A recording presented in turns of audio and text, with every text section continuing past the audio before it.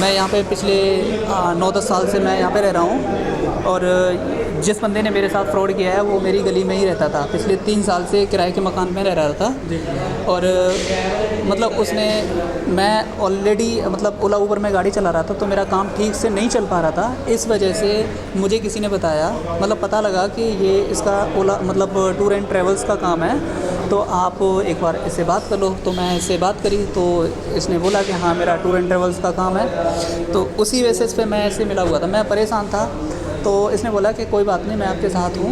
फिर ये बोलने लगा कि आप एक काम करो, मेरा एक वाकिफ़ है बैंक मैनेजर पीएनबी में, आप लोन वगैरह ले लो, बिज़नेस लोन वगैरह आपको दिलवा देते हैं। तो उसी पर्पज़ से मेरी इससे बात हुई। मैं परेशान था, इस करके मैं एग्री कर गया कि मैंने कि चलो ठीक है, अगर लोन लेके मैं अगर कोई आगे बिज़नेस वगैरह डाल दूँ तो ज़्यादा बेटर है। तो मैंने इससे बात करके, इसने मेरे को किसी पर्सन से बात कराया, वो अपने आप को बैंक मैनेजर बता रहा था। उस बंदे ने मेरे को बोला कि आप अपना पीएनबी में अकाउंट खुलवा के और जो भी दस्तावेज़ हैं वो आप इसको हैंड ओवर करा दो। मेरी बात होगी, मैंने अपने दूसरे दिन अकाउंट और दस्तावेज़ वगैरह मतलब इस मानव को, गोपी चंद उर्फ मानव को मैंने हैंड ओवर कर दिए। उसके मतलब 7-8 दिन बाद मेरे मोबाइल पे एक मैसेज आता है जिसमें 97 लाख रुपए आपके अकाउंट में आ गया, इस तरह की एंट्री थी। तो उसी टाइम मैंने मानव को बुलाया कि मेरे मोबाइल पे इस तरह से मैसेज आया कि मेरे अकाउंट में 97 लाख रुपए की एंट्री आई है, आप एक बार देखो।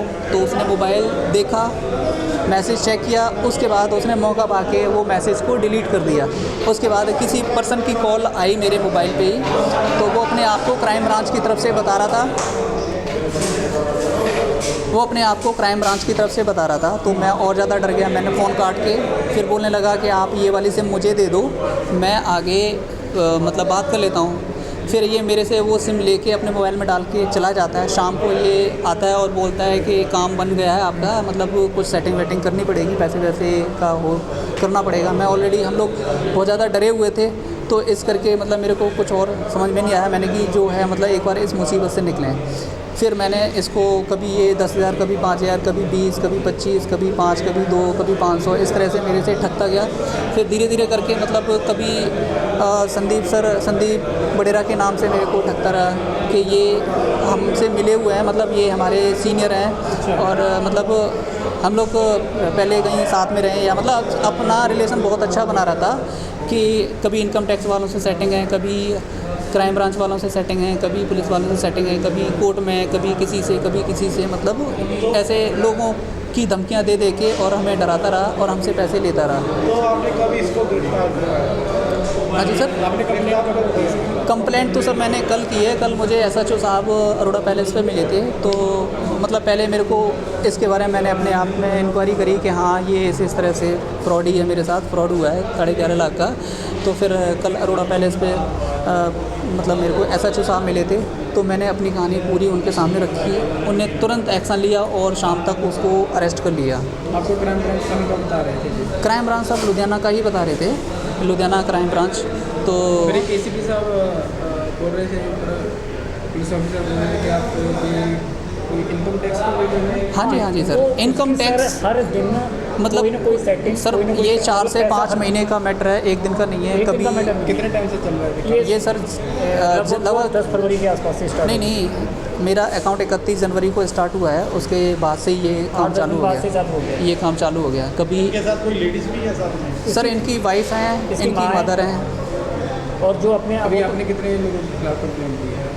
सर देखो, मैंने तो अभी 4 लोगों के खिलाफ जो हमें शक है, जो इस गिरोह में शामिल हैं, मैंने इंक्वायरी जो करी है उसमें मतलब इसकी माँ, ये और इसकी वाइफ और एक जो इसका फ्रेंड है जो अभी अमृत सिंह है, ये 4 लोग हैं इसमें, इस पूरे क्राइम में इन्वॉल्व। बाकी सर आगे जैसे जैसे तफ्तीश होगी वैसे वैसे पता लगेगा कि किस तरह से है। उन्होंने दस्या भी एक गैंग है जिन्होंने मेरे को 11,45,000 रुपया ਜਿਹੜਾ ਠੱਗ ਲਿਆ, ਜਿਸ ਦੇ ਕੁਝ ਜਿਹੜੇ ਪੈਸੇ ਆ ਉਹਨੇ 5 ਤੋਂ 6 ਲੱਖ ਰੁਪਏ ਉਹਨਾਂ ਦੇ ਅਕਾਊਂਟ 'ਚ ਪਾਇਆ ਤੇ ਬਾਕੀ ਜਿਹੜਾ ਉਹ ਕਰੀਬ 4 ਮਹੀਨੇ ਦੇ ਅਰਸੇ ਦੇ ਵਿੱਚ ਬਾਕੀ ਪੈਸੇ ਉਹ ਕੈਸ਼ ਲੈ ਚੁੱਕੇ। ਤਾਂ ਫਿਰ ਉਹਦੀ ਜਿਹੜੀ ਹੈ ਬਹੁਤ ਅੱਛੇ ਤਰੀਕੇ ਨਾਲ ਪੜਤਾਲ ਕੀਤੀ।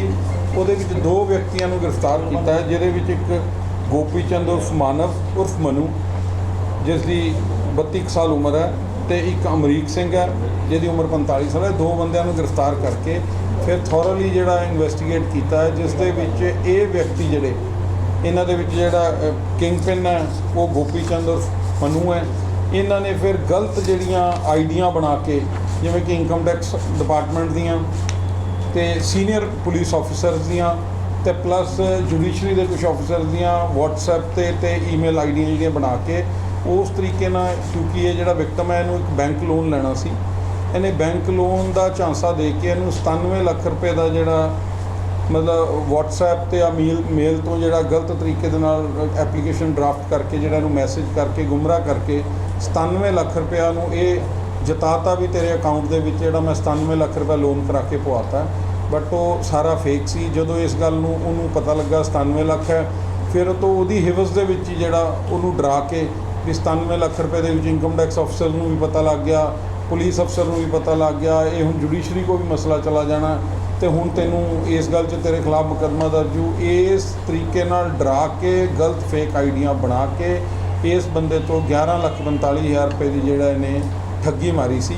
ਹੁਣ ਇਹਨੂੰ ਗ੍ਰਿਫਤਾਰ ਕਰਕੇ ਦੋਨੋਂ ਬੰਦਿਆਂ ਨੂੰ ਗ੍ਰਿਫਤਾਰ ਕਰ ਲਿਆ। ਇਹਨਾਂ ਕੋਲ ਮੋਬਾਈਲ ਜਿਹੜੇ ਆ ਉਹ ਰਿਕਵਰ ਕਰ ਲਏ ਤੇ ਪਲੱਸ ਜਿਹੜਾ ਡਾਟਾ ਹੋਰ ਸਾਰਾ ਮੇਲ ਤੇ ਉਹ ਸਾਰਾ ਅਸੀਂ ਡਿਊਰਿੰਗ ਇਨਵੈਸਟੀਗੇਸ਼ਨ ਸਾਰਾ ਲੈ ਰਹੇ ਹਾਂ ਤੇ ਅੱਗੇ further investigate. Sir Gopi Chand ਦਾ ਬੈਕਗ੍ਰਾਉਂਡ ਕੀ ਹਿਸਟਰੀ ਕੀ ਹੈ? ਜਿਹੜਾ ਗੋਪੀ ਚੰਦ ਹੈ ਜੀ ਉਹ 10 ਪੜ੍ਹਿਆ ਹੋਇਆ ਤੇ ਟੈਕਸੀ ਚਲਾਉਂਦਾ ਤੇ ਇਹਦੇ ਨਾਲ ਜਿਹੜਾ ਇੱਕ ਜਿਹੜਾ ਅਮਰੀਕ ਸਿੰਘ ਹੈ, ਇਹ ਵਿਅਕਤੀ ਮੋਬਾਈਲਾਂ ਦਾ ਦੁਕਾਨ ਹੈ ਤੇ ਗੋਪੀ ਚੰਦ 10 ਪੜ੍ਹਿਆ ਹੋਇਆ ਬਟ ਦਿਮਾਗ ਚਾਤਰ ਤੇ ਚਲਾਕ ਹੈ ਤੇ ਉਹਨੇ ਇਹ ਦੇਖਿਆ ਵੀ ਆਈਟੀ ਦੇ ਐਕਟ ਦੇ ਮੁਤਾਬਿਕ ਜਿਹੜੀ ਇਹ ਇਸ ਤਰੀਕੇ ਨਾਲ ਮੇਲ ਆਈਡੀਆਂ ਗੂਗਲ ਤੋਂ ਤੇ ਜਿਹੜੀਆਂ ਵੌਇਸ ਟਰਾਂਸਲੇਸ਼ਨ ਕਰਨ ਵਾਲੀਆਂ ਹਿੰਦੀ ਟੂ ਪੰਜਾਬੀ ਇੰਗਲਿਸ਼, ਉਹ ਸਾਰੇ ਤਰੀਕੇ ਨਾਲ ਜਿਹੜਾ ਮਤਲਬ ਸਿਸਟਮ ਦਾ ਜਿਹੜਾ ਟੈਕਨੋਲੋਜੀ ਦਾ ਮਿਸਯੂਜ਼ ਕਰਕੇ ਜਿਹੜਾ ਇਹਨੇ ਠੱਗੀ ਮਾਰੀ ਹੈ। ਤੇ ਇਹਦੇ ਨਾਲ ਜਿਹੜਾ ਅੱਗੇ ਫਰਦਰ ਅਸੀਂ ਇਹਦੀ ਹੋਰ ਵੀ ਜਿਹੜਾ ਪਰਿਵਾਰਕ ਮੈਂਬਰ ਜਿਸ ਦੇ ਵਿੱਚ ਕੁਝ ਅੱਗੇ ਵੀ ਆਏ ਹੋਏ ਨੇ, ਕਈ ਬੰਦਿਆਂ ਨੂੰ ਜਿਹੜਾ ਸੈਕਸ਼ੂਅਲ ਹਰਾਸਮੈਂਟ ਕਰਕੇ ਵੀ ਉਹਨਾਂ ਤੋਂ ਪੈਸੇ ਪਹਿਲੇ ਵੀ ਕੋਈ ਪਰਚਾ ਦਰਜ ਸਰ ਤੇ ਕੇਸ ਹੈਗਾ?